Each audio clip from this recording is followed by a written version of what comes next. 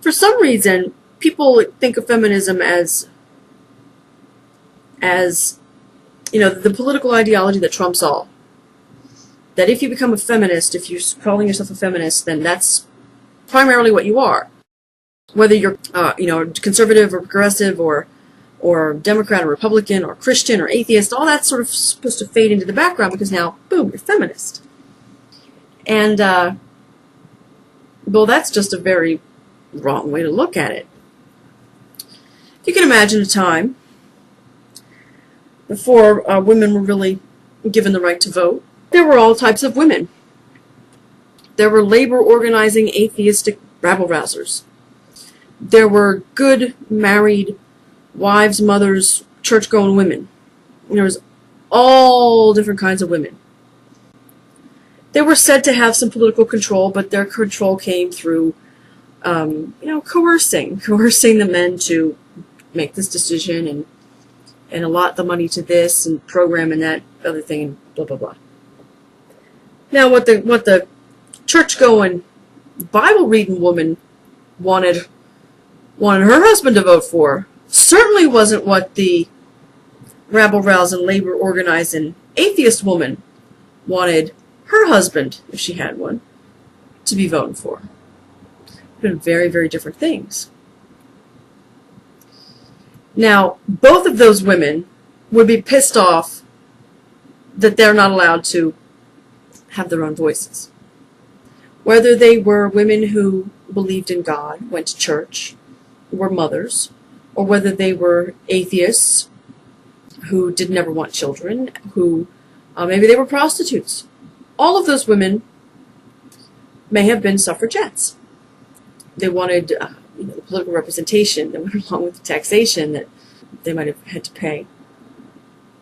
But the underlying politics that they wished to enact with their votes differed.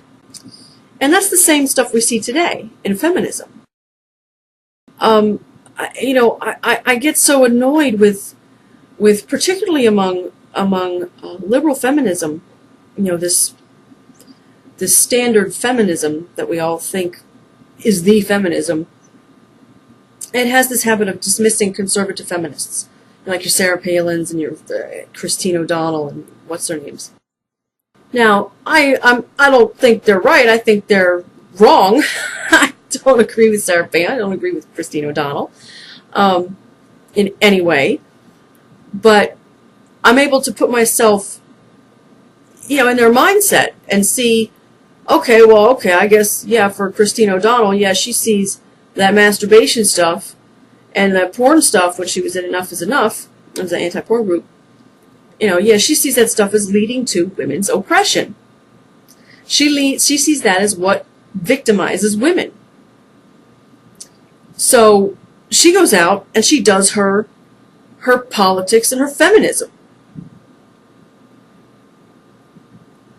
It doesn't make her less of a feminist. It makes her a very, very different feminist.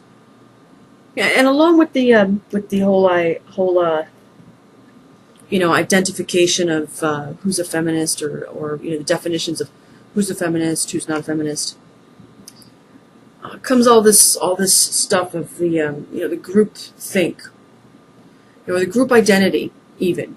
So much of this stuff, these labels, whether we're whatever ist or ism or label or group you could be part of, when I see people discuss that, when I see people who are, they have the disdain for the group identification, they're always talking about it as if it's something that people decided to label themselves, which I think is an assumption that we make.